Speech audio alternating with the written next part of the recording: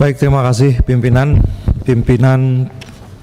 dan anggota Komisi 1 yang kami hormati. Terima kasih atas beberapa tanggapan dan pendalaman yang disampaikan, persis seperti apa yang disampaikan oleh pimpinan rapat, bahwa kami mencatat ada beberapa klaster pertanyaan dan pendalaman yang disampaikan oleh para anggota Komisi 1 yang terhormat, yaitu kurang lebih adalah posisi LCS, kemudian BRICS, pelindungan WNI, dan beberapa hal yang mungkin sedikit di luar daripada klaster-klaster yang telah kami buat tersebut. Baik Bapak dan Ibu sekalian, yang pertama yang ingin saya tanggapi mengenai joint statement antara pemerintah Republik Indonesia dan Republik Rakyat Tiongkok, bahwa di situ disebutkan bahwa kita akan melakukan joint development di wilayah yang disebut sebagai overlapping claim, kemudian berdasarkan hukum dan peraturan relevan yang berlaku. Saya kira teksnya berbunyi demikian, kemudian, dan itulah sebenarnya yang terjadi, bahwa teksnya itu seperti itu, tidak ada persepsi lebih dari itu. Kenapa? Karena memang belum, ya kan?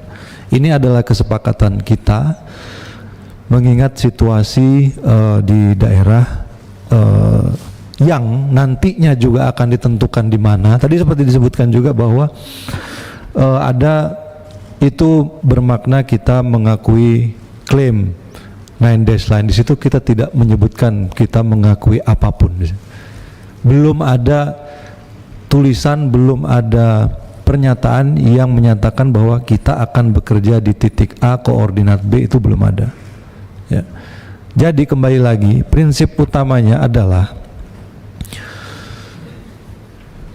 Bapak Presiden mengarahkan bahwa Indonesia akan meningkatkan kooperasi atau kerjasama dan kolaborasi dengan negara-negara tetangganya demi kepentingan nasional. Urusan kedaulatan kita tidak bergeser dari posisi kita. Makanya di situ dituliskan, dalam teks itu disebutkan, saya yakin ada prevailing law and regulations. Kita mengadopsi UNCLOS, ya itu yang berlaku buat kita. Kita punya undang-undang perbatasan dengan negara tetangga, ya itu yang menjadi pegangan kita gitu. Yang ingin kita lakukan sebenarnya konsentrasinya adalah bagaimana memanfaatkan sumber daya alam dan kekayaan alam yang ada di situ untuk kepentingan bersama, seperti itu. Ada beberapa hal, pimpinan nanti saya minta ada beberapa hal yang ingin saya jawab secara tertutup, tapi hal-hal yang sifatnya umum akan saya sampaikan. Dan joint statement ini juga menegaskan bahwa implementasi kerjasama ini tetap berpegang pada prinsip saling menghormati, kemudian tadi saya sudah sebutkan juga undang-undang ataupun peraturan serta hukum yang berlaku dan relevan.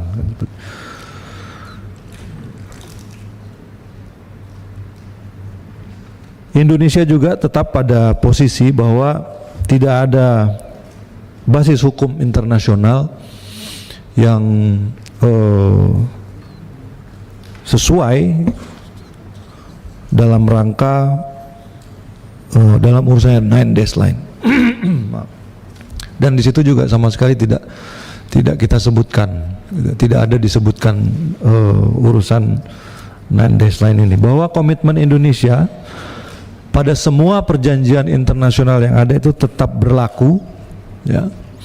Kemudian ratifikasi dan implementasi perjanjian bilateral yang ada juga masih tetap berlaku. Kemudian Indonesia secara konsisten tetap memegang UNCLOS dan semangat Declaration of Conduct in the South China Sea. Tadi juga ada kaitannya dengan pertanyaan Pak Rizky mengenai COC, itu apakah COC yang sama? Iya, itu COC yang sama, dan saya kira ini merupakan satu kemajuan juga. Dan kalau berbicara mengenai COC, kita juga saat ini masih dalam pembahasan, ya kan? Maksud saya ya dengan ASEAN, karena pada tahun 2023 ASEAN dan RRT sudah sepakat untuk mempercepat negosiasi COC yang berjalan sejak tahun 2019. Kemudian semua peserta negosiasi juga sepakat dengan Code of Conduct ini harus segera diselesaikan untuk menjaga situasi di kawasan. Jadi masing-masing ini semuanya punya standing yang sama, ya, punya keinginan yang sama untuk menciptakan kawasan LCS sebagai kawasan yang tenang, stabil, dan damai. Terus tadi ada juga pertanyaan, bagaimana posisi negara-negara tetangga tentang hal ini? Sebelumnya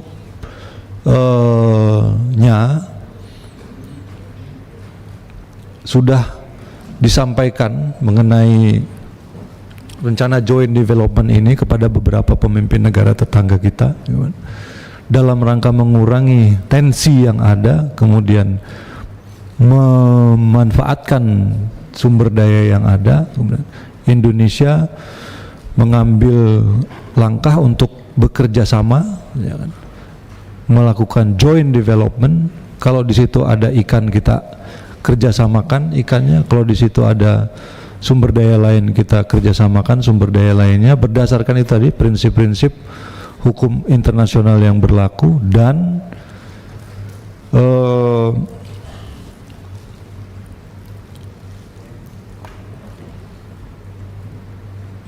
prinsip saling menghormati kedaulatan masing-masing negara. Posisi Indonesia tetap, posisi negara-negara tersebut tetap, tetapi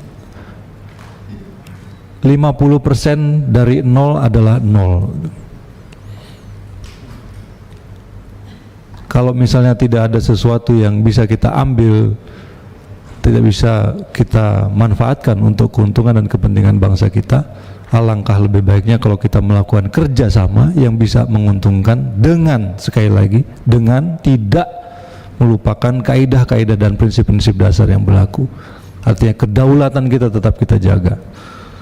Ya, pimpinan, mohon izin, ya. Ya, Pak. Menarik untuk saya soal kerjasama di wilayah itu. Oke, sampai di situ titik, ya begitu. Dengan harapan Cina tidak mengklaim itu juga sebuah kerjasama, kan? Tidak mengklaim soal 9 lain, gitu, ya. Itu sudah kerjasama. Yang kami khawatirkan, ya mohon itu hanya sebuah statement diplomasi saja. Sebab kalau diteruskan ada kerjasama, misalnya di laut menangkap ikan, ketika nanti nelayan Cina masuk ke situ, ya berarti kita akan bekerja sama dengan nelayan Indonesia. Nah, sebelumnya kalau ada nelayan ke situ, kita mengerahkan Coast Guard untuk mengusirnya keluar dari wilayah itu. Nah, harapan kami barangkali ya adalah kita tetap firm yang seperti Bapak sampaikan, kita tetap ya berpedoman pada prinsip-prinsip dasar yang sudah kita sepakati, dan insya Allah kita tetap konsisten dan konsekuen dengan menolak klaim Cina soal 9 lain, begitu. Sebab ini juga kita harus memperhatikan negara-negara sahabat kita itu, terutama di wilayah-wilayah ASEAN ke arah timur, antara lain Malaysia, antara lain mungkin dengan Filipina, kemudian dengan negara-negara lain. Itu mungkin Bapak Menlu. Terima kasih. Ya, terima kasih Pak Bagus. Kita persilakan Pak Menlu untuk melanjutkan penjelasannya. Terima kasih Pak TB buat masukannya, dan saya kira benar ya, itu adalah merupakan sesuatu yang harus kita perhatikan. Kemudian tadi juga ada pertanyaan yang kaitannya masih dengan LCS adalah mengenai kerjasama bisnis yang kemudian kita lakukan kita tanda tangani di Beijing. Apakah ini benar-benar merupakan purely foreign direct investment ataupun bantuan yang sifatnya hutang? Dari semua kerjasama yang ditandatangani, baik itu di Beijing ataupun di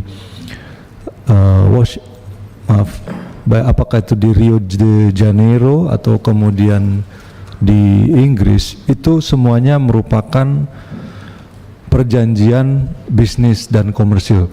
Jadi tidak ada hutang yang kemudian dibebankan kepada kita. Just to be clear, bahwa semuanya merupakan buah dari keyakinan berbagai bisnis yang ada di negara-negara tersebut terhadap situasi kondusif, terutama situasi politik yang kondusif di Indonesia.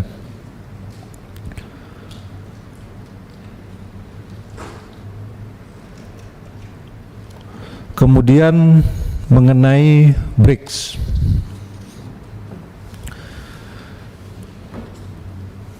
tadi beberapa Bapak dan Ibu anggota yang terhormat juga menyampaikan soal BRICS.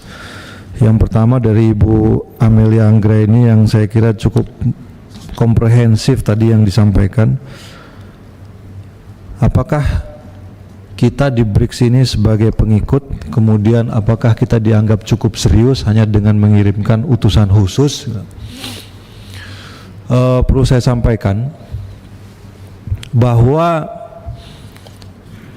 keinginan untuk bergabung di dalam BRICS ini sudah dicetuskan jauh sebelum Pak Prabowo waktu itu menjadi presiden, karena dianggap ada manfaat-manfaat yang bisa kita ambil, kemudian ada kepentingan-kepentingan bersama yang bisa kita salurkan lewat grouping ini. Kemudian pada saat Menteri Luar Negeri hadir di Kazan, gitu kan, sambutan yang diberikan oleh negara-negara member itu menurut kami merupakan sambutan yang sangat positif, dalam arti tidak kemudian dianggap ini mengecil, karena kami ingat pada saat kunjungan waktu itu presiden terpilih ke Rusia, salah satu hasil pembicaraannya adalah Presiden Rusia mengundang waktu itu presiden terpilih untuk menghadiri KTT BRICS. Namun karena tanggalnya itu berhimpitan dengan kondisi bahwa di Indonesia baru terjadi pelantikan presiden, kemudian beberapa hari pelantikan menteri dan sebagainya, presiden terpilih waktu itu Pak Prabowo meminta maaf tidak bisa hadir dan akan mengirimkan utusan khusus. Bahkan dalam bercandaan keduanya waktu itu sampaikan, kalau misalnya bisa boleh nggak KTT-nya dimundurin setelah tanggal 22 waktu itu kalau saya tidak salah. Yang juga dibalas oleh Presiden Putin, bagaimana kalau kita majukan jadi tanggal 17 Oktober bertepatan dengan hari ulang tahun. Jadi sebenarnya suasana dan chemistry-nya sangat bagus, yang ingin saya sampaikan ya. Suasana dan chemistry-nya sangat bagus, jadi tidak ada sesuatu yang sifatnya kita menganggap ini tidak penting kemudian presiden mengirimkan utusan khusus. Dan saya kira saya juga perlu menyampaikan bahwa ada mekanisme dari satu negara untuk diterima menjadi anggota BRICS. Yang pertama, kita menyampaikan intention kita untuk bergabung dengan BRICS, yang kemudian akan dicatat sebagai negara yang tertarik atau interested country. Dari situ nanti kemudian dibahas oleh BRICS member menjadi prospective member, kemudian nanti ada tahapannya lagi invited member, dan yang berikutnya adalah member state. Memang pada saat KTT BRICS di Kazan kemarin ada sesuatu yang sedikit berbeda, bahwa ada yang disebut dengan istilah partner. Ada 13 partner countries yang waktu itu ditulis. Ini sebelumnya belum pernah ada. Namun saya dapat sampaikan di sini bahwa excitement untuk menerima Indonesia itu ada. Excitement untuk menerima Indonesia dengan itu ada, dan saya kira sangat besar. Memang tadi seperti yang disampaikan oleh Pak Niko, ada beberapa negara yang mungkin tidak melihat intensi Indonesia untuk masuk ke BRICS itu sebagai sesuatu yang we're not seeing each other in the eye level, ya, agak. Tapi secara umum tidak ada keberatan. Memang kurang lebih 2 bulan yang lalu saya juga mendapatkan informasi bahwa negara-negara BRICS member ini tidak berencana untuk menerima negara baru sebagai anggotanya. Tetapi pada saat kita menyampaikan intensi kita untuk bergabung dengan BRICS, original members ini semuanya menyambut baik. Bahkan saya juga sempat berbincang dengan Presiden Putin waktu itu dan Menteri Luar Negeri Lavrov, bahwa mereka akan membantu aksepsi Indonesia ke BRICS dan bisa mempercepat prosesnya. Kemudian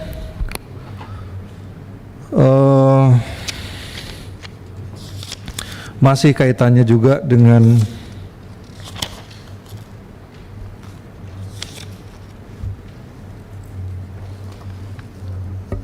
BRICS, ya. Kami melihat selama KTT berlangsung bahwa sebenarnya apa yang diperjuangkan di BRICS ini banyak yang sejalan dengan apa yang kita perjuangkan. Selain suatu sistem multilateral yang lebih inklusif, juga beberapa isu yang sering kita suarakan di dunia internasional juga diadres di situ. Khususnya satu adalah kemerdekaan Palestina. Dan Palestina juga merupakan suatu tema yang menjadi concern pada saat itu, dan saya kira BRICS ini juga bisa menjadi satu media dan tools bagi kita untuk bisa memperjuangkan hal ini. Selain kepentingan-kepentingan ekonomi, ya, kemudian ada yang menyampaikan bahwa ada yang menyampaikan soal isu-isu de-dolarisasi, kemudian menciptakan mata uang baru. Pada saat KTT terakhir kemarin, hal tersebut sama sekali tidak dibicarakan. Memang saya tahu ada beberapa yang beredar di sosial media mengenai mata uang dan sebagainya, tetapi itu sama sekali tidak dibicarakan dan tidak pernah disentuh, terutama urusan menggunakan mata uang. Tetapi intinya adalah bahwa BRICS merupakan satu media yang bisa kita manfaatkan sebagai kendaraan yang tepat, sebagai media yang tepat untuk membahas dan memajukan kepentingan bersama-sama dari negara-negara berkembang. Ini juga merupakan suatu implementasi dari politik luar negeri kita yang independen dan aktif, ya. Memang ada juga beberapa suara yang kemudian menganggap masuknya Indonesia ataupun niat Indonesia untuk masuk ke BRICS adalah sesuatu yang perlu ditinjau kembali. Namun kita tetap pada posisi bahwa ini adalah kebebasan kita sebagai negara berdaulat untuk menentukan dengan siapa kita mau bekerja sama untuk kepentingan nasional kita. Kepentingan masuknya Indonesia ke BRICS tidak bisa diartikan sebagai berpihak pihaknya Indonesia terhadap satu kekuatan ataupun satu line tertentu, namun lebih kepada menjadi bridge builder, menjadi pihak yang justru bisa menjadi penengah jika ada kepentingan-kepentingan yang saling bertolak belakang.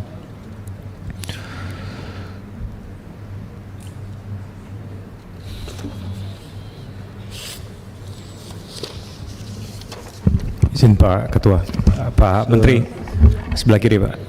Tadi Pak Menteri menyampaikan bahwa ada tahapan-tahapan yang harus dilalui untuk prospective member untuk bergabung dengan BRICS. Pertanyaan saya, kita sekarang ada di tahapan apa? Baru di intention atau sudah dianggap sebagai prospective member di fase kedua yang tadi Pak? Kita di interested country. Interested state, ya. Dan itu nanti pihak mereka yang akan mengakses itu. Satu hal yang juga yang perlu saya sampaikan terkait dengan itu adalah bahwa BRICS akan menyesuaikan dengan hukum, tata cara dan norma yang berlaku di negara-negara calon anggota tanpa kita harus mengadopsi ataupun apa istilahnya, menyesuaikan dengan aturan-aturan yang mereka miliki. Mereka lebih fleksibel.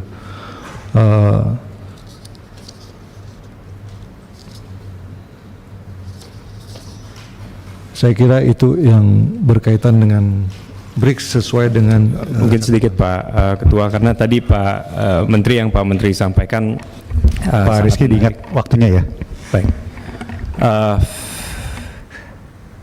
Sebenarnya terkait dengan tadi Pak Menteri sampaikan adanya potensi dedolarisasi yang sampai saat ini hanya sebagai rumor dan tidak dibahas sama sekali di KTT kemarin, tapi ini kan bukan isu dedolarisasinya Pak, tapi lebih ke simbol bahwa saat ini kemarin Presiden Trump mengeluarkan statement bahwa kalau sampai BRICS membuat currency sendiri akan dikenakan tarif 100% dan lain sebagainya.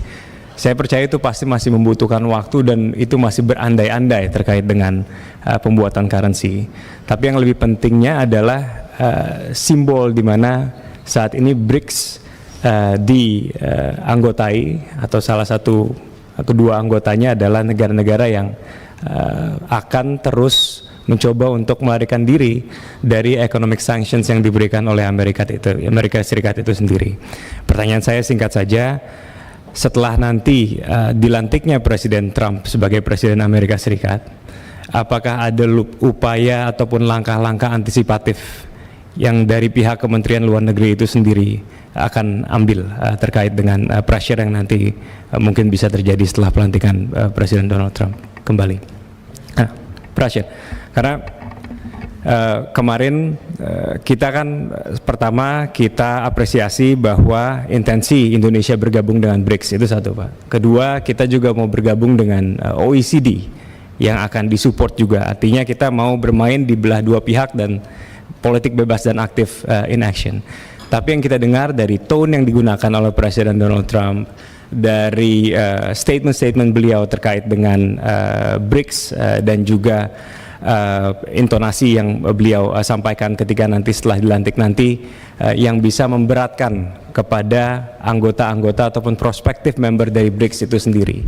Pertanyaan saya kepada Pak Menteri, apakah sudah dipikirkan satu langkah antisipatif yang kemungkinan nanti ke depan bisa turut memberatkan Indonesia kalau kita jadi bergabung dengan BRICS itu sendiri Pak? Saya kira ini ya sebabnya kenapa ya, saya kira Pak Presiden Prabowo juga menitik beratkan peningkatan kemampuan dan kesejahteraan kita secara ekonomi untuk bisa berdiri di atas kaki kita sendiri. Karena inilah yang sama-sama kita lihat yang terjadi di dalam percaturan global. Ada satu kekuatan yang kemudian mengancam ataupun menekan kekuatan yang lain dan kita secara langsung maupun tidak langsung merasakan dampaknya. Oleh karena itu, kita perlu punya kekuatan yang inherent economically. Sebabnya pemerintah sekarang menitik beratkan program-program pemerintah itu pada swasembada pangan, swasembada energi, kemudian hilirisasi. Dengan demikian ketergantungan kita itu tidak besar dan kita akan lebih mudah menentukan arah politik kita sendiri. Nah, kemudian saya tadi tidak bilang bahwa tidak ada isu dedolarisasi di BRICS. Saya katakan bahwa pada saat KTT hal ini tidak dibicarakan, ya kan. Nah, tentu saja kembali lagi, jika kita menganggap bahwa ada hal-hal yang akan merugikan kepentingan nasional kita, ya kita bisa saja tinjau ulang ataupun lihat kembali. Yang penting intinya adalah bahwa bergabungnya kita dengan grouping multilateral manapun ini diarahkan kepada kepentingan nasional bangsa kita. Yang pertama. Kemudian saya terima kasih tadi atas beberapa masukan dan pandangan Bapak dan Ibu anggota Komisi 1 yang terhormat mengenai dukungan anggaran. Kemudian satu hal lagi juga yang ingin saya address Pak Rizky tadi, bahwa ada beberapa pandangan-pandangan yang mengatakan bahwa Indonesia itu seolah desperate ingin impress. Tidak, sama sekali tidak benar. Saya kira justru yang terjadi malah kebalikannya, kan itu. Bahwa banyak pemimpin-pemimpin negara yang impress sama polisi Indonesia dan ingin bekerja sama lebih besar dengan Indonesia. Kemudian Indonesia membuka diri seluas-luasnya, tentu saja tadi juga disampaikan merupakan suatu kerjasama ekonomi yang harus fair dan free. Kita ingin ada resiprokalitas di situ. Kita ingin ada suatu hubungan yang saling menghormati dan saling menghargai dan saling menguntungkan. Kemudian saya ingin menyinggung juga mungkin beberapa hal yang ada kaitannya dengan pelindungan warga negara Indonesia. Sebelumnya pimpinan, waktunya sudah lebih 13.30, apakah saya boleh meneruskan? Ya, kita 10 menit. Belum baca kesimpulan, jadi saya minta 15 menit. Ya, terakhir kali ya kita. Kalau misalnya itu nanti kita juga siapkan bisa jawabannya secara tertulis. Baik. Setuju? 13.45 kita lanjutkan. Baik, 10 menit. Banyak juga ya masih banyak. 15 Pak, sampai 13.45. Tenang. Oh, sampai 13.45. Itu ini agak Baik. kecepatan itu Pak. Mengenai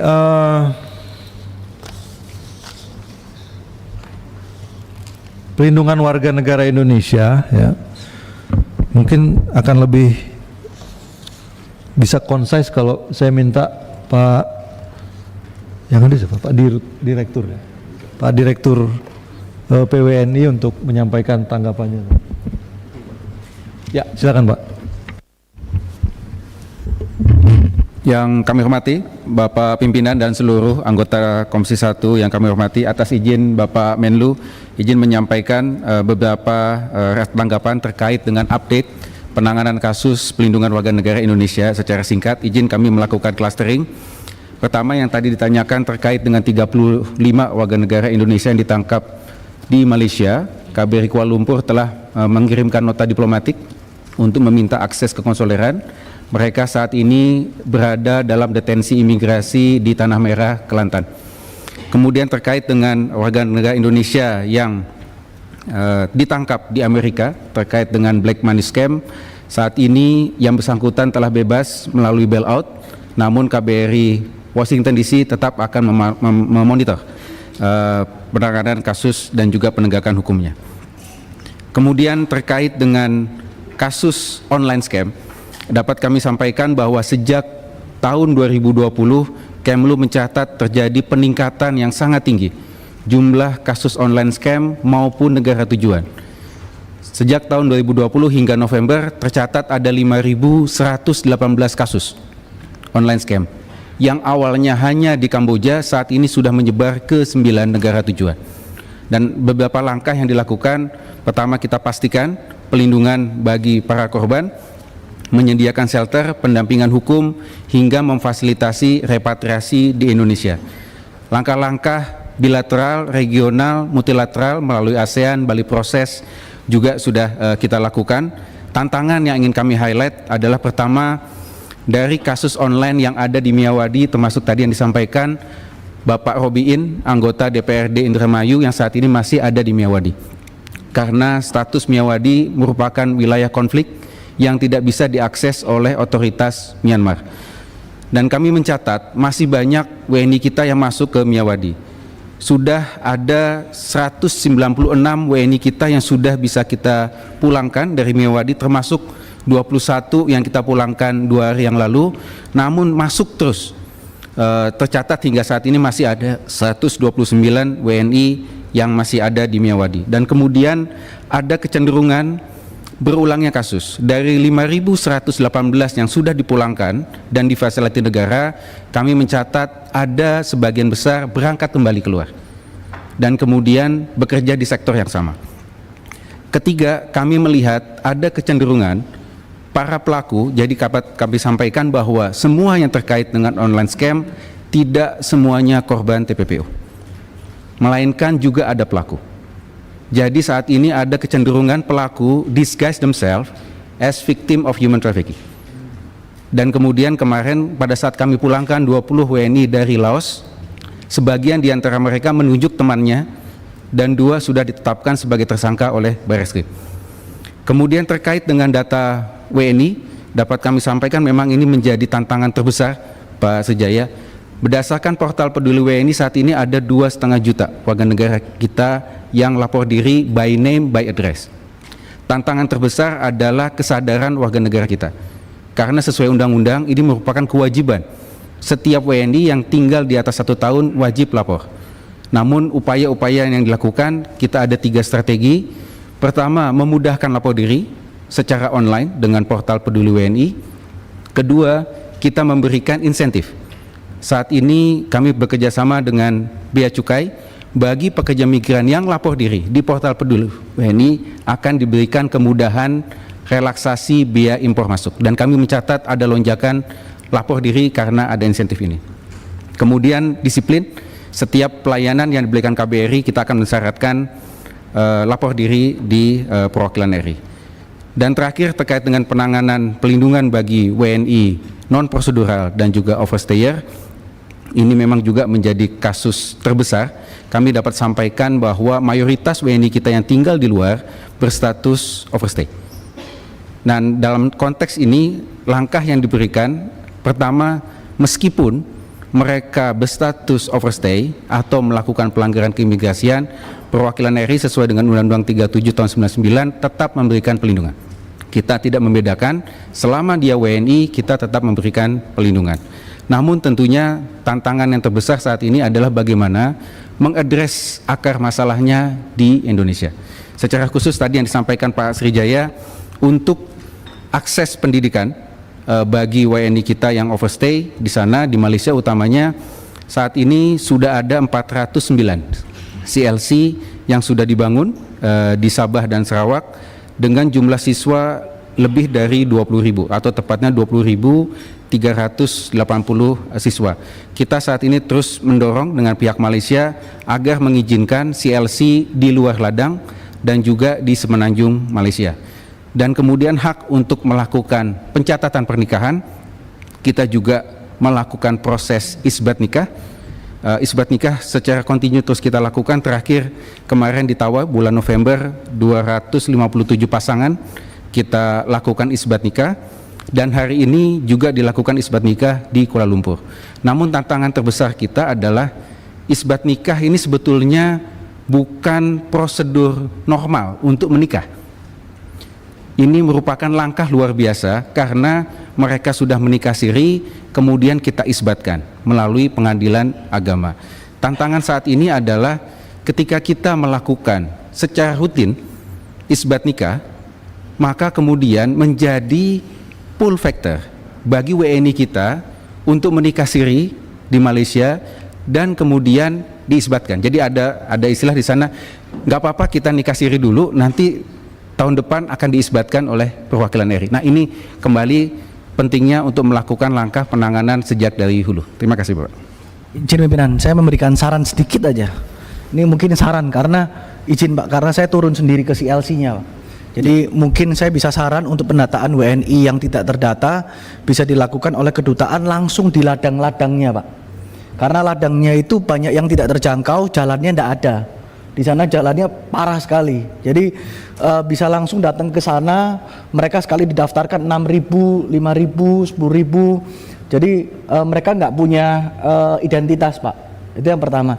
Terus yang kedua Pak, terkait CLC ini, saya ke CLC-nya Pak. Saya sudah hadir ke CLC-nya. CLC-nya itu dari daerah 1 dengan daerah 2, daerah ketiga ini legalitasnya sama. Kenapa mereka legalitasnya sama? Karena mereka mengajukan permohonan untuk CLC yang baru itu belum diterbitkan oleh Kemendikbud, sehingga gaji gurunya juga sangat minim Pak. Di sana itu di bawah 1 juta, jadi sangat kecil. Jadi mohon kalau bisa dibantu terkait permohonan itu sudah numpuk di konsulat Pak. Ya, sama yang terakhir yang paling penting buat mereka itu adalah terkait pembuatan paspor itu jangan melalui agensi yang dipermainkan oleh mafia-mafia di sana karena harganya mahal sekali. Kalau bisa dari konsulat memberikan kerjasama dengan kerajaan Malaysia agar itu bisa diminimalisir karena pembuatan paspor itu hanya Rp150. Pak Abraham cukup ya? Cukup, ya itu aja. Tolong dicatat lain kali kalau minta izinnya dikasih dulu. Terima kasih. Ya, saya rasa cukup dari penjelasannya. Mau ditambahkan? Tambahkan mengenai pertanyaan mengenai kontingensi di Timur Tengah, Bapak. Kan. Siap. Izin secara singkat terkait dengan penanganan WNI di wilayah konflik yang ada di Timur Tengah. Saat ini KBRI Beirut telah menetapkan status siaga 1 untuk Lebanon, KBRI Damaskus untuk beberapa provinsi juga telah menetapkan siaga 1, dan juga KBRI Aman siaga 1 untuk wilayah Israel dan Palestina. Hingga saat ini ada 7 gelombang evakuasi yang telah dilakukan dari wilayah Lebanon. Total ada 89 WNI yang masih ada di sana. Masih ada 83 WNI lagi di Lebanon, namun mereka atas pilihan sendiri tetap untuk tinggal di sana. Nah, kemudian terkait dengan situasi yang ada di Ukraina, KBRI Kiev juga telah menyusun rencana kontingensi, dan juga KDI Taipei terkait dengan situasi yang di Taiwan juga telah menyusun rencana kontingensi. Terkait dengan persiapan di pusat, saat ini telah dibentuk Crisis Response Team terdiri dari unsur-unsur Kemlu dan juga TNI untuk memastikan jika terjadi keperluan evakuasi maka kita sudah siap melakukan evakuasi. Demikian Bapak, terima kasih. Terima kasih Pak atas penjelasannya. Kami lanjutkan Pak Menteri. Kalau masih ada penjelasan silakan. Terima kasih pimpinan. Saya kira ada beberapa hal juga yang ingin saya address. Yang pertama adalah mengenai Abraham Accord tadi yang ditanyakan oleh Pak Sukamta. Izin pimpinan. Apakah ada yang mesti disampaikan secara tertutup atau bisa terbuka saja Pak Menteri? Kalau masih memungkinkan ya. Langsung tertutup aja kalau gitu Pak Menteri. Baik. Tertulis juga boleh. Saya mau serahkan ke teman-teman dulu. Ini mungkin ada pendalaman sedikit beberapa poin yang sifatnya perlu disampaikan secara tertutup. Ya, kita ada masih waktu sedikit. Apakah kalau Pak teman-teman setuju kita lanjutkan pembahasan ini secara tertutup? Gimana? Bapak Ibu setuju?